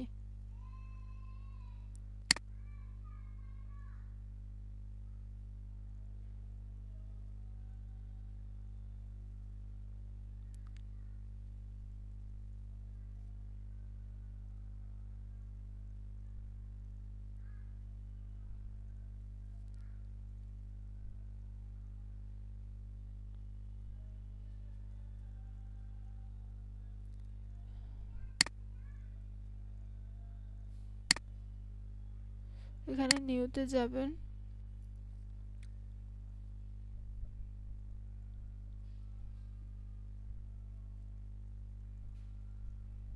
চ্যাট জিপিটি ওটা কোথায়, এই যে আমরা যদি এটাই ফর এক্সাম্পল ধরি যে আমরা লিখেছি, তারপর আমরা যেটা লিখেছি আমাদের কন্টেন্ট এখানে দিয়ে দিব, তারপর কিন্তু গ্রামারলি একটা রেজাল্ট দেখাবে যে আমরা কতটুকু ভালো লিখেছি। এখান থেকে একটা ওভারঅল স্কোর দিয়েছে, এখানে হচ্ছে খুব একটা ভুল ধরতে পারেনি গ্রামারলি, ঠিক আছে। কিন্তু তারপরে দেখবেন যে এখানে অনেক কিছু দেখাচ্ছে যে এই সেন্টেন্সটা ভালো হয়নি বা এখানে এই ওয়ার্ডটা ভালো ইউজ করা হয়নি, সেগুলোর নিচে হচ্ছে ইয়েলো কালার একটা সাইন আছে।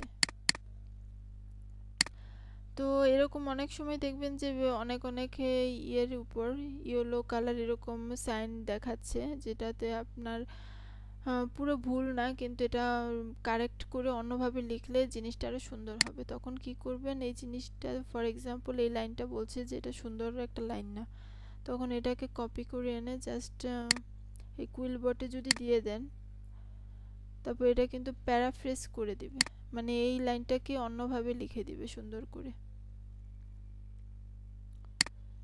দেখেছেন, এটা হচ্ছে অন্যভাবে সুন্দর করে লিখে দিয়েছে। এখানে প্রত্যেকটা ওয়ার্ডের মধ্যে যদি আপনি ধরেন তাহলে এখানে আরও অনেক সাজেশন দেখাবে যে আপনি অন্য কোন কোন সাজেশন এটা ফলো করে এটা যদি করতে চান তাহলে এটা করতে পারেন, ঠিক আছে। যেমন অ্যামাজিং ওটা ওয়ান্ডারফুল লিখতে পারেন, গ্রেট লিখতে পারেন, বিউটিফুল, মানে এগুলো হচ্ছে নিজেরা এখান থেকে সুন্দরভাবে প্যারাফ্রেজ করতে পারেন। রিফ্রেশ বলা হয় এটাকে, প্যারাফ্রেজ বলা হয়। তো এর মাধ্যমে হচ্ছে ধরেন একটা লাইন এখানে বলল যে এটা হচ্ছে মানে আপনি ধরেন এই আর্টিকেলটা নিজে লিখেছেন, তারপরে এখানে বলছে যে এই লাইনটা হচ্ছে কারোর সাথে একদম ম্যাচ হয়ে গেছে, মানে তারা ধরে নিচ্ছে এটা হচ্ছে প্লাগারিজম, ঠিক আছে। তখন কি করবেন, এই লাইনটা এরকম কপি করে তারপর হচ্ছে ওই যে কুইলবোর্ডটা আছে ওখানে গিয়ে আপনি পেস্ট করে প্যারাফ্রেজ করে ফেলবেন, তাহলে ইনশাল্লাহ আর কোনো প্রবলেম দেখাবে না। আর গ্রামারলি দিয়ে হচ্ছে আপনি শব্দ যদি ভুল লেখেন, যেমন বানান ভুল হয়, তারপর এই যে দেখেন এখানে প্রবলেম দেখাচ্ছে যে এই বানানটা ঠিক নেই। যদি আমি এখানে ক্লিক করি তাহলে সাজেশন দেখাবে যে কোনটা সঠিক, কোনটা, এটাকে অ্যাকসেপ্ট করব নাকি, দিয়ে দিলে ঠিক করে দিবে।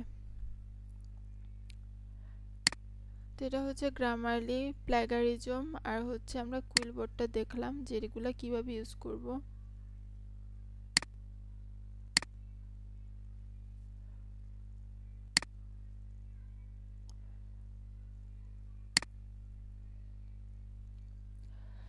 আর রিডেবিলিটি যেই চেক, এটা একটা আমি আরেকটা টুল দিয়েছি, এর মাধ্যমে কি করতে পারেন, আপনার যেই কন্টেন্টটা লিখেছেন সেটা আসলে কতটা রিডেবল, আপনার যে অডিয়েন্স আছে তারা কি এটা ইজিলি রিড করতে পারবে কি না, সেই জিনিসটা চেক করা যায়।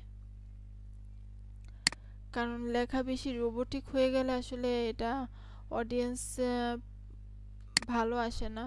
প্লাস হচ্ছে গুগল যখন দেখে একটা লেখা রোবোটিক টাইপ, তখন আসলে গুগল আসলে সেটাকে ভালো চোখে দেখে না। ঠিক আছে, সেজন্য আমরা এখানে চেক করে নিতে পারি। এখানে দেখেন একটা স্ট্যাটিস্টিক দিয়েছে, এটা কত ওয়ার্ড আছে টোটাল। আমি বলেছিলাম এটা 500-র বেশি হবে না, দেখছেন এখানে 411টা ওয়ার্ড আছে। মানে দেখলেই বোঝা যায় যে এখানে কতটা ওয়ার্ড থাকতে পারে। কিওয়ার্ড, তারপর রেশিও একটা দিয়েছি, ইউনিক ওয়ার্ড, এরকম একটা রেশিও আসলে অনেক দিয়েছে তারা অনেক রকম করে।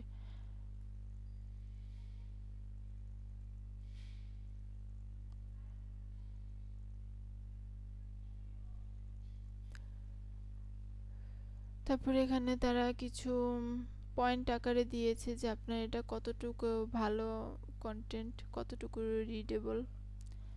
মানে এটা একটা টুল, ইচ্ছে করলে ইউজ করতে পারেন, নয়তো আমি আসলে এটা খুব একটা ইউজ করি না। আমার যে গ্রামারলি আছে সেটা দিয়েও রিডেবিলিটি চেক করা যায়, আমি ওটা দিয়ে মেনলি করি।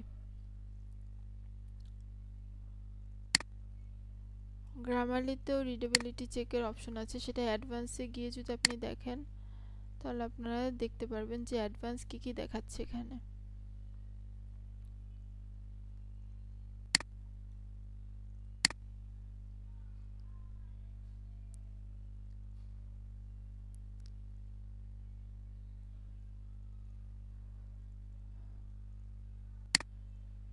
এই যে এখানে দেখেন ওভারঅল স্কোর একটা আছে, এখানে যদি আমরা ক্লিক করি তাহলে কিন্তু ফুল একটা রিপোর্ট দেখায়, ক্যারেক্টার কত আছে, ওয়ার্ড কত আছে, তারপর রিডেবিলিটি একটা তারা মেজারমেন্ট দিয়ে দেয় যে এটা ওয়ার্ড লেন্থ এত, সেন্টেন্স লেন্থ এত। রিডেবিলিটি স্কোর দিয়েছে হচ্ছে 43, যেটা কিন্তু খুব একটা ভালো না। আচ্ছা দেখি,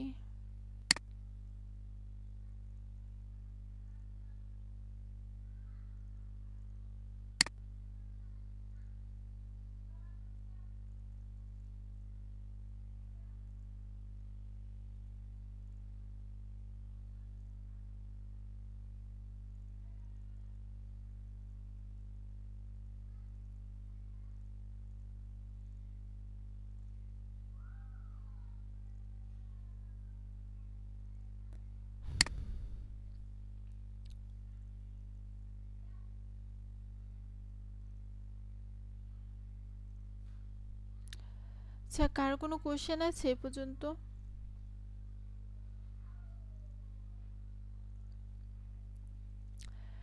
রিডেবিলিটি 50 আপ রাখতে পারলে ভালো।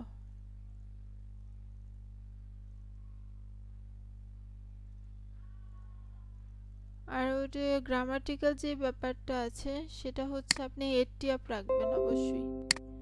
এখানে 93 দেখাচ্ছে, এটা অবশ্যই 80 আপ রাখার চেষ্টা করবেন। ঠিক আছে, এখানে এসে গ্রামাটিক্যাল যে এরর আছে এগুলো চেক করবেন।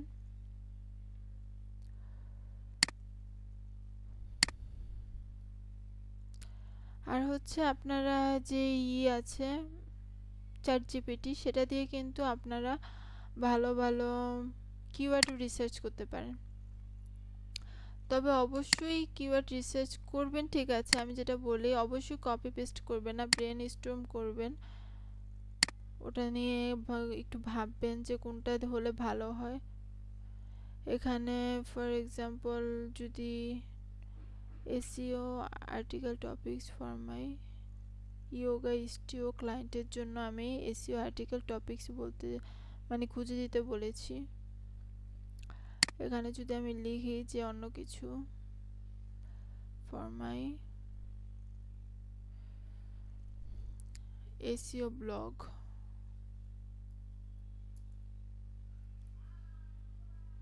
দেখি কি রেজাল্ট আসে।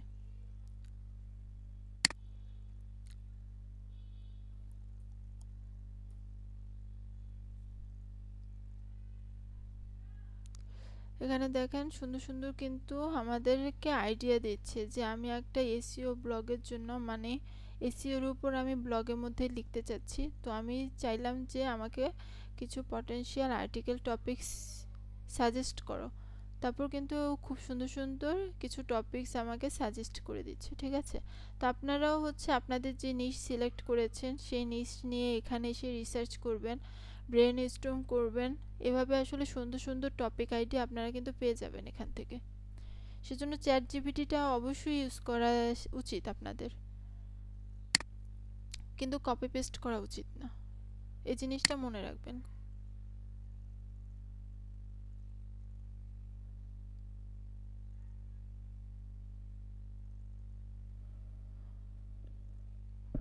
কেন চ্যাট জিপিটি কি ইউজ করতে কোনো প্রবলেম আছে? আপনি যদি অন্য আরও অনেকই আছে, বার্ড আছে, অনেক কিছু আছে, আপনি যদি অন্যগুলা ইউজ করে প্রেফার করেন, মানে এআই টুল যেগুলো আছে সেগুলো করতে পারেন, ঠিক আছে। আমার কাছে তো চ্যাট জিপিটিটা ভালো লাগে, আমি এটা দিয়েই করি।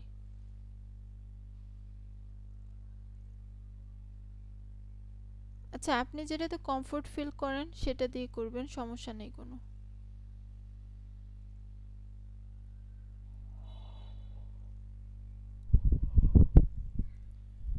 কার কোনো কোয়েশ্চেন আছে? আজকে কি অন পেজটা দেখাবো, আপনারাই বলেন।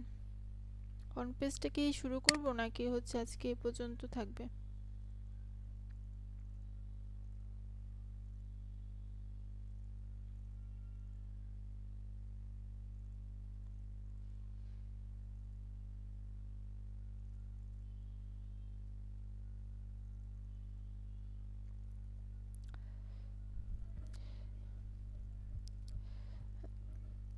আচ্ছা, ওই এক্সটেনশনটাও আমার নেওয়া আছে, কিন্তু এখানে আমি জাস্ট লগ ইন করেছি, এখানে আর নেই, ঠিক আছে। আমি এক এক দিন আসলে এক এক ডিভাইস দিয়ে আপনাদেরকে দেখাই।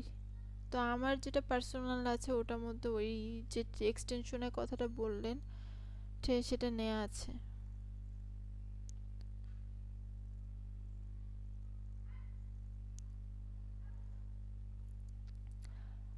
আচ্ছা, অন পেজটা আসলে অনেক সময় লাগবে বলতে আমি তো অন পেজটা আজকে শুরু করলেও শেষ করব না, ঠিক আছে। জাস্ট একটু ওভারভিউ দিব আপনাদের। আচ্ছা, কিছুটা দেখাই তাহলে।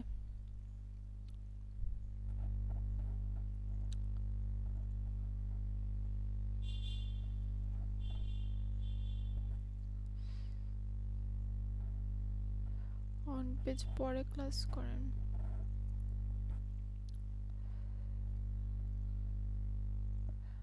আচ্ছা, সমস্যা নেই, আমি হচ্ছে খুবই সামান্য দেখাবো একটু।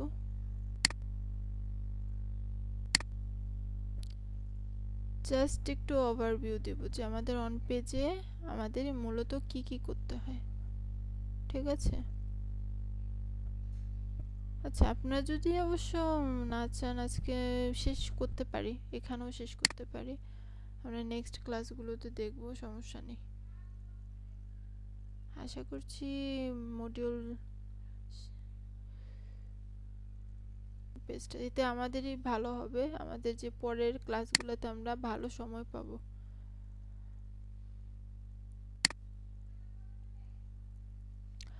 On page SEO, on page SEO আসলে মূলত এটাকে বলা হয় যে দৃশ্যমান এসইও, যেটা হচ্ছে আমরা একটা ওয়েবসাইটে আমাদের সামনে যে জিনিসগুলো থাকে সেই জিনিসগুলোর উপরে আমাদের যে কাজ করতে হয় সেই জিনিসটাকে বলা হয় হচ্ছে অন পেজ এসইও। এখন আমাদের সামনে থাকে বলতে আমি কি বোঝাচ্ছি, যেমন ধরেন এই ওয়েবসাইটটার সামনে আমরা কি দেখতে পাচ্ছি, একটা আর্টিকেল দেখতে পাচ্ছি।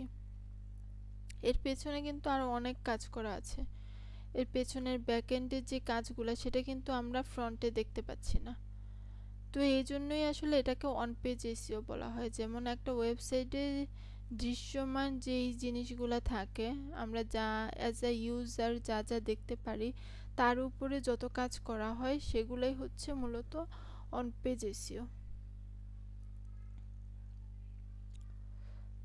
ঠিক আছে?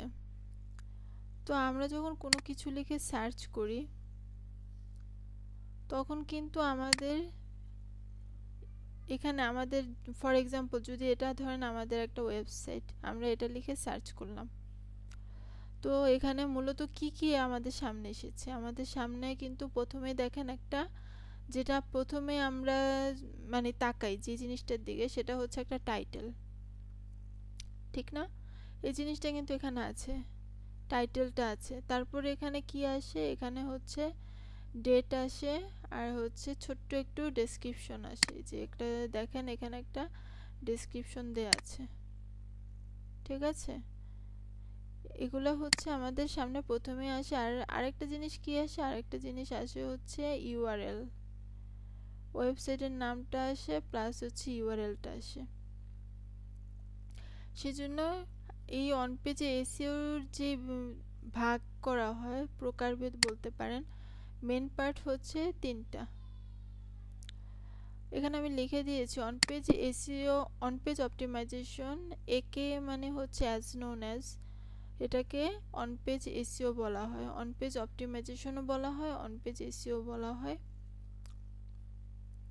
রেফার্স টু অল মেজার্স, মানে যে মেজারমেন্টগুলো আমাদের করতে হবে, that can be taken directly within the website in order to improve its position in search ranking. Search র্যাঙ্কিংয়ে ভালো একটা পজিশন পেতে আমাদের ওয়েবসাইটের যে দৃশ্যমান যে পার্টটা আছে সেই পার্টের মধ্যে আমাদের যা করতে হয় সেই জিনিসটাই হচ্ছে on page SEO. On page SEO part, main part হচ্ছে 3: ইউআরএল, টাইটেল, মেটা ডেসক্রিপশন। আমরা যেটা দেখলাম যে আমরা কোনো একটা কিওয়ার্ড লিখে সার্চ করলে ওখানে কিন্তু আমাদের যেই সার্চের রেজাল্ট পেজটা আসে সেখানে এই তিনটে জিনিসই মেনলি আসে। আমাদের একটা টাইটেল আসে, আমাদের একটা ইউআরএল আসে, আর হচ্ছে একটা মেটা ডেসক্রিপশন বলা হয়, ওই যে ছোট একটা ইন্ট্রোডাকশন আছে সেটাকে বলা হয় হচ্ছে মেটা ডেসক্রিপশন। তারপর এখানে কি, এখন এখানে অপটিমাইজ করার যে ব্যাপারটা, আমাদের যে ইউআরএল আছে ইউআরএল এর মধ্যে আমাদের ফোকাস কিওয়ার্ডটা রাখতে হবে, must be included focus keyword. মানে আমাদের ফোকাস কিওয়ার্ডটা তো সবাই জানেন কোনটাকে বলে ফোকাস কিওয়ার্ড, তাই না? সবাই জানেন না ফোকাস কিওয়ার্ড কোনটা?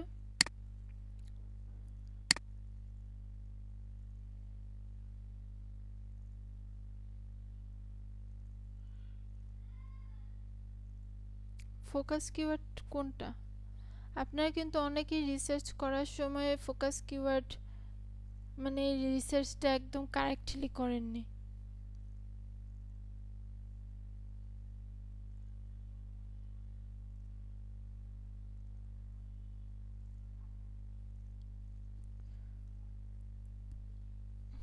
অ্যাটেন্ডেন্স দেওয়া যাচ্ছে না কেন? সবাইকে অ্যাটেন্ডেন্স দেননি?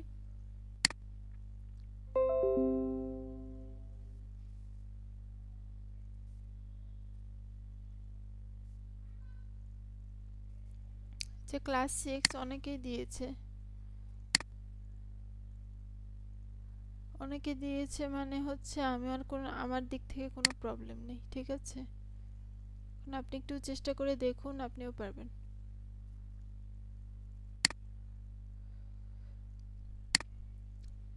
তো আমাদের কি করতে হবে, আমাদের যে টাইটেলটা আছে, ইউআরএলটা আছে, সেখানে আমাদের ফোকাস কিওয়ার্ডটা দিতে হবে। ফোকাস কিওয়ার্ড হচ্ছে আমাদের যে মেন প্রথম পার্টটা আর কি, মেন মেন কিওয়ার্ডও বলতে পারেন, ফোকাস কিওয়ার্ডও বলতে পারেন। প্রথম যেইটা নেই আমরা সেটাই হচ্ছে ফোকাস কিওয়ার্ড, আর রিলেটেড কিওয়ার্ড হচ্ছে ওই ফোকাস কিওয়ার্ডের জন্য আমরা ওই রিলেটেড কিওয়ার্ডগুলো সিলেক্ট করি।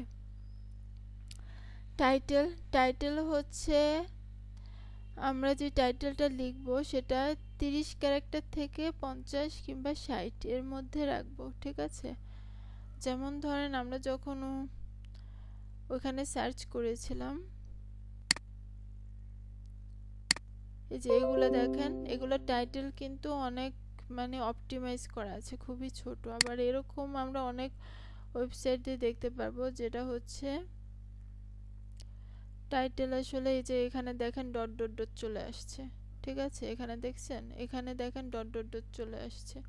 এখানে কিন্তু আমরা পুরো টাইটেলটা দেখতে পাচ্ছি না। কারণ কি? কারণ হচ্ছে তাদের যে টাইটেলটা আছে সেটা হচ্ছে ফুললি অপটিমাইজ করা নেই।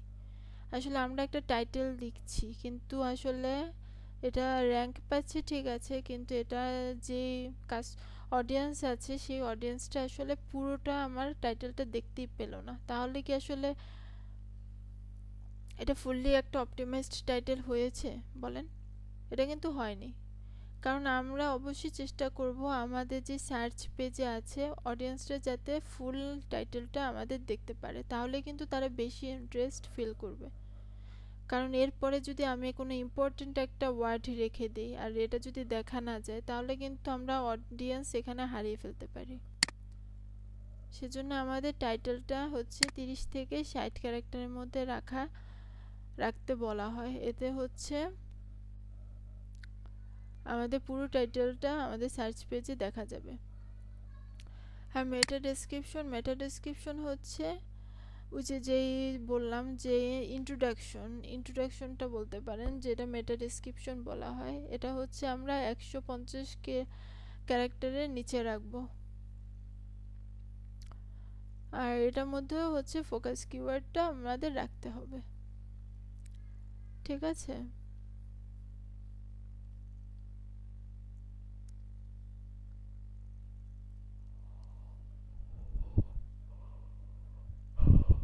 এর পরের ক্লাস থেকে কিন্তু আমাদের ওয়েবসাইট লাগবে। এখন ওয়েবসাইট নিয়েছেন কে কে দেখি, কার কার ওয়েবসাইট আছে পার্সোনাল, মানে ডোমেন হোস্টিং নেয়া, ওয়ার্ডপ্রেস ওয়েবসাইট ডোমেন হোস্টিং নেয়া, এখন যে ওয়েবসাইটই হোক, কার কার আছে?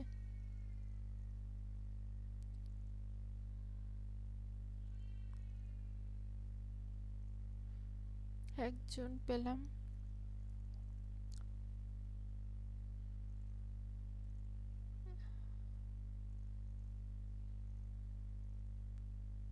ডোমেন অ্যান্ড হোস্টিং আছে, ওয়েবসাইট নেই।